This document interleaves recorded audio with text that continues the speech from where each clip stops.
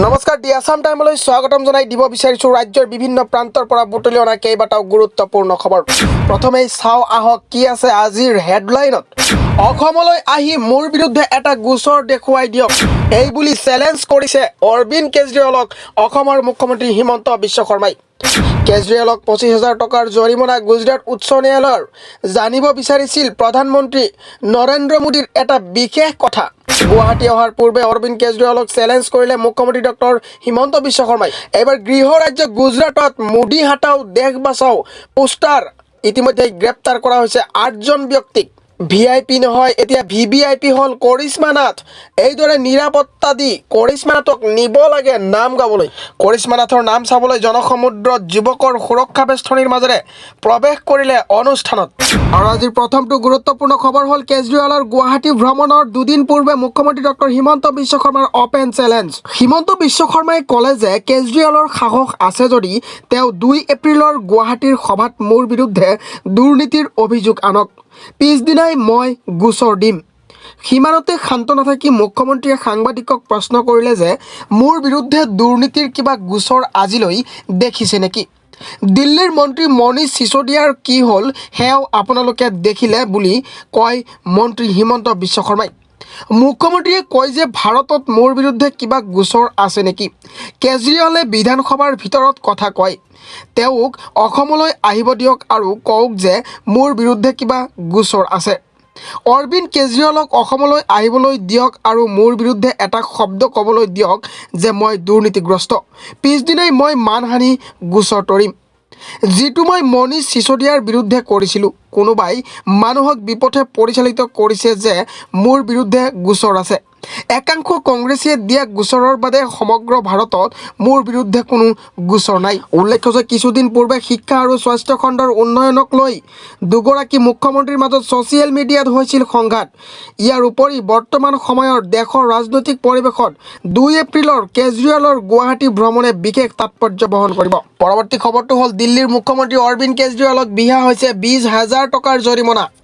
গুজৰাট উচ্চ ন্যায়ালয়ে আজি কেজৰিৱালৰ ওপৰত লগাই এই বৃহৎ পৰিমাণৰ জৰিমনা। প্ৰধানমন্ত্ৰী নৰেন্দ্ৰ মোদীৰ ডিগ্ৰী দাবী কৰাৰ বাবে দিল্লীৰ মুখ্যমন্ত্ৰী অৰবিন্দ কেজৰিৱালৰ ওপৰত জৰিমনা আৰোপ কৰা হৈছে। মুখ্যমন্ত্ৰী কেজৰিৱালে 2016 চনৰ এপ্ৰিলত কেন্দ্ৰীয় তথ্য আয়োগলৈ এখন পত্ৰ লিখি প্ৰধানমন্ত্ৰী মোদীৰ শিক্ষাগত অৰ্হতা সম্পৰ্কীয় তথ্য ৰাজহুৱা কৰাৰ দাবী জনাইছিল। তেওঁ পত্ৰখনত লিখিছিল যে এই বিষয়ত যিকোনো বিভ্ৰান্তি দূৰ কৰিবলৈ প্ৰধানমন্ত্ৰী মোদীৰ ডিগ্ৰীটো ৰাজহুৱা কৰিব লাগে। তাৰ পিছতেই কেন্দ্ৰীয় তথ্য আয়োগে প্ৰধানমন্ত্ৰী কাৰ্যালয় PMৰ জনতথ্য বিষয়া PIO আৰু গুজৰাট বিশ্ববিদ্যালয় আৰু দিল্লী বিশ্ববিদ্যালয়ৰ PIOক মোদীৰ স্নাতক আৰু স্নাতকোত্তৰ ডিগ্ৰীসমূহৰ বিৱৰণ দাখিল কৰিবলৈ নিৰ্দেশ দিছিল। কেন্দ্ৰীয় তথ্য আয়োগৰ এই নিৰ্দেশনাৰ পিছতে গুজৰাট বিশ্ববিদ্যালয়ে প্ৰত্যাহ্বান জনাইছিল। মোদীৰ স্নাতক আৰু স্নাতকোত্তৰ ডিগ্ৰীসমূহৰ বিৱৰণ দাখিল কৰাৰ বিৰুদ্ধে গুজৰাট উচ্চ ন্যায়ালয়ত গুজৰাট বিশ্ববিদ্যালয়ে আবেদন দাখিল কৰে।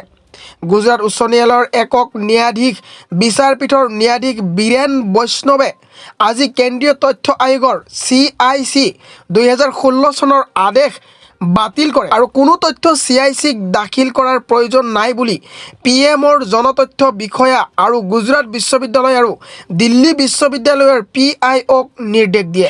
যিহেতু দিল্লীৰ মুখ্যমন্ত্ৰী অৰবিন্দ কেজৰিৱালে ইয়াৰ আবেদনৰ আৰম্ভণি কৰিছিল, সেইবাবে তেওঁক 20,000 টকাৰ জৰিমনা বিহে। কেজৰিৱালে জৰিমনা বিহিবলগীয়া ধনখিনি গুজৰাটৰ ৰাজ্যিক আইন সেৱা প্ৰাধিকৰণত জমা কৰা হ'ব বুলি ন্যায়াধীশ বীৰেন বৈষ্ণৱে কয়।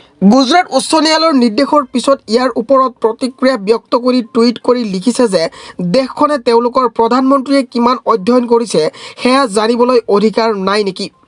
আদালতত তেওঁলোকে ডিগ্ৰীটো দেখুওৱাৰ বাবে তীব্ৰ বিৰোধিতা কৰিছিল কিয়?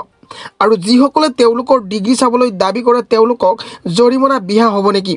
এইটো কি হৈ আছে? নিৰক্ষৰ বা কম শিক্ষিত প্ৰধানমন্ত্ৰী দেশৰ বাবে অতি বিপদজনক। পৰৱৰ্তী খবৰটো হ'ল দিল্লীৰ পিছত এইবাৰ নিজৰ গৃহ ৰাজ্যত আপত্তিজনক মন্তব্যৰ লক্ষ্য হৈ পৰিছে প্ৰধানমন্ত্ৰী নৰেন্দ্ৰ মোদী। গুজৰাটৰ আহমেদাবাদত মোদী বিৰোধী পোষ্টাৰক লৈ তোলপাৰ লাগিছে। এই সন্দৰ্ভত ইতিমধ্যেই 8জন অভিযুক্তক গ্ৰেপ্তাৰ কৰা হৈছে। শেহতীয়াকৈ আম আদমি পাৰ্টিয়ে মোদীৰ বিৰুদ্ধে দেশজোৰা অভিযান আৰম্ভ কৰিছে। তাৰ পিছতেই আহমেদাবাদৰ বিভিন্ন অঞ্চলত মোদী হাটাও দেশ বাচাওৰ পোষ্টাৰ পোৱা গ'ল। আৰক্ষীৰ মতে সমগ্ৰ ঘটনাৰ এজাহাৰ দাখিল কৰি তদন্ত আৰম্ভ কৰা হৈছে। অৱশ্যে গুজৰাট আপৰ মুৰব্বী ইছুদান গাধৱীয়ে যিসকলক গ্ৰেপ্তাৰ কৰা হৈছে তেওঁলোক আম আদমি পাৰ্টিৰ কৰ্মী বুলি জানিবলৈ দিছে। তেওঁ এই গ্ৰেপ্তাৰক তেওঁ বিজেপিৰ স্বৈৰাচাৰ বুলিও অভিহিত কৰিছে। তেওঁ দাবী কৰে যে শংকিত হৈও এইদৰে আপৰ কৰ্মীক গ্ৰেপ্তাৰ কৰা হৈছে। ইছুদান গাধৱীয়ে কয় যে বিজেপি স্বৈৰাচাৰী। মোদী হাটাও দেশ বাচাওৰ পোষ্টাৰ লগোৱাৰ অপৰাধত ভাৰতীয় দণ্ডবিধিৰ একাধিক ধাৰাত গ্ৰেপ্তাৰ কৰা হৈছে আপৰ কৰ্মীসকলক। এই কথা স্পষ্ট কৰিছে যে মোদী আৰু বিজেপি শংকিত হৈছে। যিমানেই চেষ্টা নকৰক কিয় আম আদমি পাৰ্টিয়ে যুঁজ চলাই যাব। পৰৱৰ্তী খবৰ হ'ল নাগাৰা নামৰ শিল্পী কৰিশ্মা নাথক চাবলৈ জনসমুদ্ৰ। শিল্পীগৰাকীয়ে গুৱাহাটী, নলবাৰী, চিৰাং আদি ৰাজ্যৰ দহো দিশে প্ৰতিদিনে নাগাৰা নাম পৰিৱেশন কৰি আহিছে। বিৰামহীন নাম পৰিৱেশনৰ এই সময়ছোৱাত শিল্পীগৰাকী লাভ কৰিছে দৰ্শকৰ বিপুল সমাদৰ। ইয়াৰ লগতে ভিৰ কৰিছে তেওঁৰ অনুৰাগীয়ে। কোনোৱে মৰমতে নিজৰ ঘৰখনলৈ নি পাতিছে, কথা বৰ্তা কৰিছে পুৰস্কৃত। মুঠতে নাগাৰা নাম মানেই যেন এতিয়া কৰিশ্মা নাথ। কালি শিল্পীগৰাকীয়ে দিনত পাঠশালাৰ হেলনা আৰু নিশা নলবাৰী গংগাপুখুৰী পাৰত নামানুষ্ঠানত অংশগ্ৰহণ কৰে। সেইমতে বৰপেটাৰ পৰা অহা লোকে তেওঁক গামোচাৰে আদৰিছে। বাটেৰে গৈ থাকোঁতে শিল্পীগৰাকীয়ে লাভ কৰিছে অনুৰাগীৰ মৰম আৰু ভালপোৱা। আজি তেওঁ নাম পৰিৱেশন কৰে তামোলপুৰৰ সুন্দৰপুৰত। নিজৰ ফেচবুক একাউণ্টত পোষ্টযোগে শিল্পীগৰাকীয়ে উল্লেখ কৰে যে কালি গংগাপুখুৰীৰ পাৰৰ বাসন্তী পূজাত জনসমুদ্ৰ হৈছিল। কমিটিয়ে তেওঁৰ নাম পৰিৱেশনত সন্তুষ্ট হৈ পুনৰ অহা বৰ্ষৰ বাসন্তী পূজাৰ বাবে নিমন্ত্ৰণ কৰিছে। উল্লেখ্য যে অনুৰাগীৰ ভিৰৰ বাবে যুৱকৰ বেষ্টনীৰ মাজেৰে গৈ তেওঁ অনুষ্ঠানত ভাগ লৈছে। এইদৰে কৰিশ্মাই কৰি গৈছে ইটোৰ পিছত সিটোকৈ অনুষ্ঠান। উল্লেখ্য যে সামাজিক মাধ্যমৰ জৰিয়তে জনপ্ৰিয় হৈ পৰা কৰিশ্মাই ইতিমধ্যেই বহুকেইখন নামৰ অনুষ্ঠানৰ বাবে আমন্ত্ৰণ পাই থৈছে। কিন্তু ইয়াৰ মাজতেই প্ৰবল অনুৰোধত তেওঁ দিনটো খন্তেক সময়ৰ বাবে নাম পৰিৱেশন কৰি আমন্ত্ৰণ ৰক্ষা কৰিবলৈ চেষ্টা চলাইছে। ঘোচ লোৱাৰ ক্ষেত্ৰত লাটমণ্ডলৰ পদবীৰ মৰ্যাদা পুনৰ হানি কৰিলে এগৰাকী লাটমণ্ডল বাইদেৱে। ৰাজ্য চৰকাৰৰ দুৰ্নীতি নিবাৰক শাখাৰ জালত পৰিল এগৰাকী লাটমণ্ডল বাইদেউ। কামৰূপৰ কমলপুৰ ৰাজচক্ৰ বিষয়াৰ কাৰ্যালয়ত কৰ্মৰত লাটমণ্ডলগৰাকী গীতাঞ্জলি ডেকা দাস বুলি চিনাক্ত কৰা হৈছে। তথ্য অনুসৰি এগৰাকী ব্যক্তিৰ পৰা তেওঁ মাটি বিক্ৰীৰ অনুমতি প্ৰদানৰ বাবে ঘোচ লৈছিল।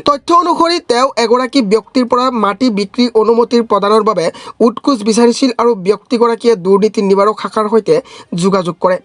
আজি উৎকোচ গ্ৰহণ কৰাৰ সময়তে হাতে লোটে লাটমণ্ডলগৰাকীক কৰায়ত্ব কৰে দুৰ্নীতি নিবাৰক শাখাই। উল্লেখ্য যে ঘোচ লোৱাৰ অভিযোগত ৰাজ্যত ইতিমধ্যে বহু চৰকাৰী বিষয়া কৰ্মচাৰীক গ্ৰেপ্তাৰ কৰা হৈছে। এই ক্ষেত্ৰত লাটমণ্ডলৰ সংখ্যা সৰ্বাধিক। নিউজ ডেস্ক ৰিপৰ্ট, দি আছাম টাইম।